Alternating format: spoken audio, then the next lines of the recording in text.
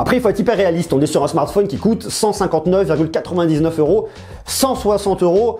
À ce prix-là, il va pas vous faire le café, vous livrer les croissants et la complète. Par contre, je trouve que...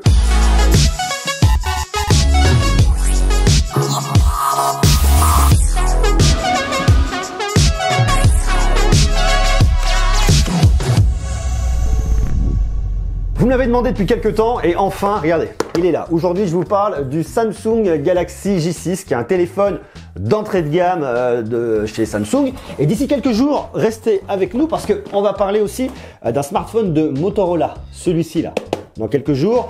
Et dans quelques jours, on va aussi parler du RX17 Neo de Oppo. On a parlé du Pro il n'y a pas longtemps. Maintenant, retour au Galaxy J6 de cette année. Ce qu'on va faire tout de suite, on va l'ouvrir, on va l'unboxer, on va regarder ce qu'il y a un peu à l'intérieur, on va le tester, on va voir s'il est cool, oui, non. Voilà la bête, je trouve que le packaging est sympa, j'aime beaucoup cette couleur. C'est très tonique, très frais, très jeune. C'est un modèle uniquement pour les cartes SIM européennes. Allez!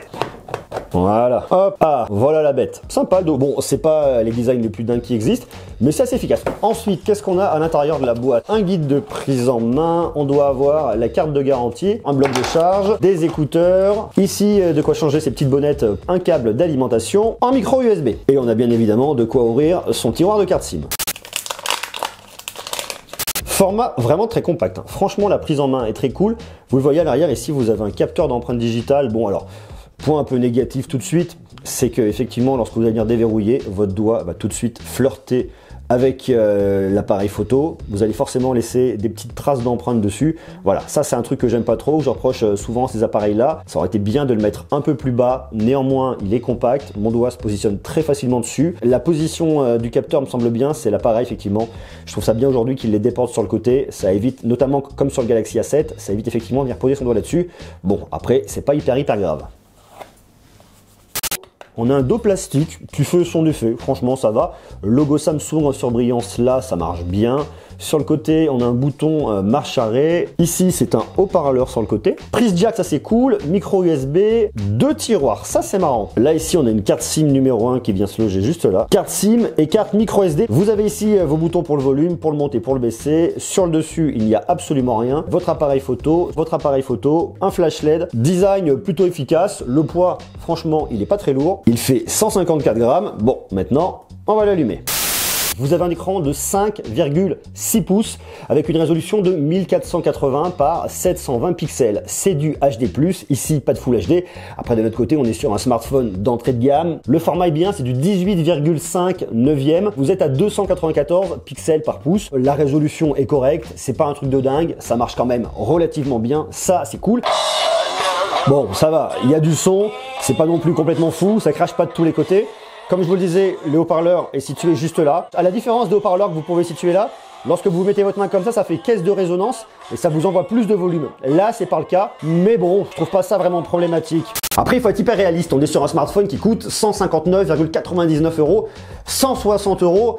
À ce prix-là, il va pas vous faire le café, vous livrer les croissants et la complète. Par contre, je trouve que le rapport qualité-prix est vraiment honnête. L'écran Super AMOLED fait le job, correctement le job. Il le fait très bien dans cette gamme de prix. Pour moi, il est extrêmement bien positionné. C'est vraiment un point fort de ce smartphone et il n'a pas du tout à rougir par rapport à la concurrence. Bien au contraire, c'est vraiment un atout majeur là-dessus. L'audio est cool, la puissance est pas folle, mais ça marche. Et en termes de performance, je le trouve assez fluide. Pour de la navigation, là, ça va très bien et même lorsque vous jouez, typiquement pour des jeux comme Asphalt Nitro, ça marche très bien. Alors vous attendez pas à avoir des parties de fou type PUBG avec de la fluidité de fou là-dessus.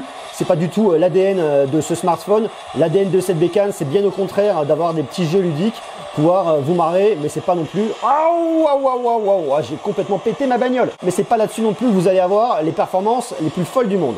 D'un autre côté, c'est pas ce qu'on lui demande avec un Exynos 7870 cadencé jusqu'à 1,6 GHz, 3 Go de RAM. C'est pas là-dessus qu'on va avoir une bécane de compète, un truc qui va être hyper puissant. Par contre, dans cette gamme de prix, je trouve qu'il est vraiment honnête. Vous avez un stockage de 32 Go, vous pouvez monter qu'à 256 Go.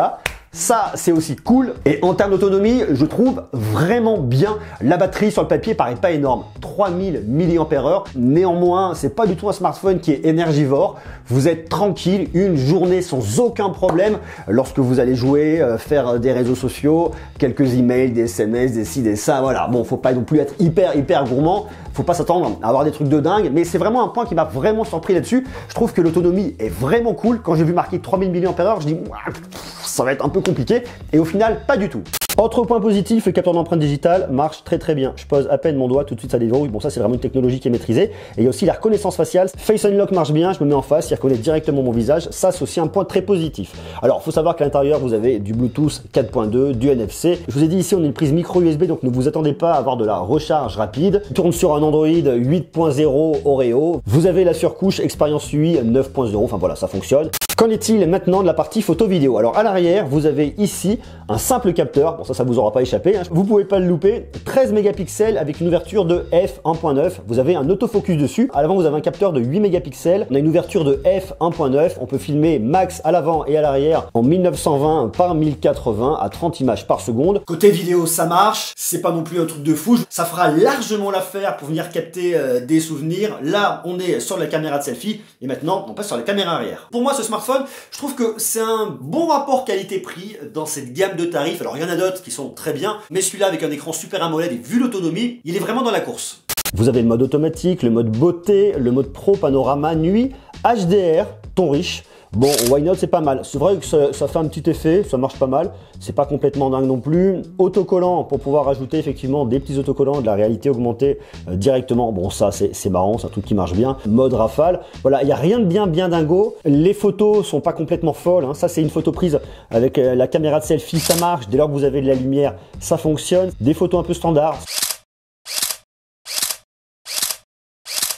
Bon, c'est pas complètement dingue, hein. Les couleurs sont pas folles, hein. Vous voyez là, typiquement là-dessus, les couleurs sont pas du tout hallucinantes. Je dirais que ça fait des photos qui sont propres. C'est pas des photos complètement dingues. Néanmoins, vu le prix de l'appareil, c'est plutôt un excellent rapport qualité-prix pour 159 €. Maintenant, dès lors que la lumière est plus trop là, il a vraiment du mal. Il rajoute beaucoup de bruit. Et après, le rendu est vraiment pas du tout quali. Pour résumer ce smartphone, je le trouve très bien par rapport à son prix. Gros point positif, c'est l'écran Super AMOLED. La qualité est toujours là, sur les noirs infinis, sur des contrastes qui sont vraiment bien. Donc vous avez une vraie belle qualité au niveau de l'écran. Petit bémol sur l'écran, bien évidemment, c'est du HD+, c'est pas du Full HD. On peut pas tout avoir dans cette gamme de prix non plus. Autre point très positif, c'est la batterie. L'autonomie est franchement excellente. Côté plutôt cool, c'est les photos. Lorsque vous avez de la lumière, si vous êtes en faible luminosité, l'appareil va vraiment galérer. C'est vraiment pas un appareil qui est fait pour faire des photos. Lorsque vous sortez le soir, vous allez faire la fête entre amis, pas du tout. Il faut que vous ayez de la lumière donc pour filmer des paysages, pour ramener des souvenirs, ça marchera très bien. Alors attention, les couleurs vont pas être les plus contrastées, c'est pas hyper flatteur. Néanmoins, ça fonctionne, ça fait l'affaire. Et ça, c'est aussi un point qui est franchement cool. Je le trouve bien en termes de performance, je le trouve fluide. Les parties de PUBG avec plein de potes dans des qualités de dingue, là-dessus, très clairement, faut oublier. C'est pas du tout un smartphone qui est fait pour ça. Mais pour jouer à des jeux type Asphalt Nitro ou des jeux pas trop gourmands, des Candy Crush, des ci et ça, vous aurez absolument aucun problème, ça va très bien. Et après, ce que je trouve vraiment hyper bien sur ce smartphone, c'est qu'il est franchement pas très épais, qui est très compact, qui tient très facilement dans la main par rapport aujourd'hui à des smartphones qui sont de plus en plus grands. Là, on est sur un écran de 5,6 pouces. C'est cool. Point un petit peu maintenant négatif, c'est l'emplacement du capteur d'empreinte digitale. C'est pas hyper idéal. On va toujours flirter un petit peu avec l'appareil photo dessus. Bon, voilà, ça c'est une fois de plus du point de détail.